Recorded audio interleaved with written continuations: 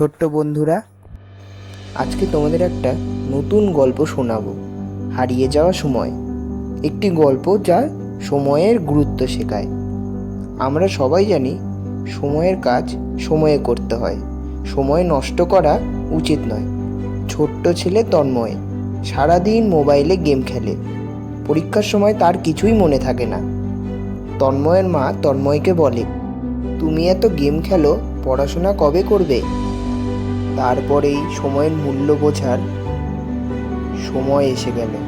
পরীক্ষায় খারাপ ফলের পর তন্ময় বুঝতে পারে সময় অপচয় কত বড় ভুল।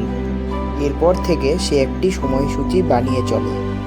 তাহলে আমরা এই গল্প থেকে শিখলাম, সময় চলে গেলে ফিরে আসে না, তাই সময়কে ঠিকভাবে কাজে লাগানো উচিত। আমাদের সেটা ভুলে গেলে চলবে না।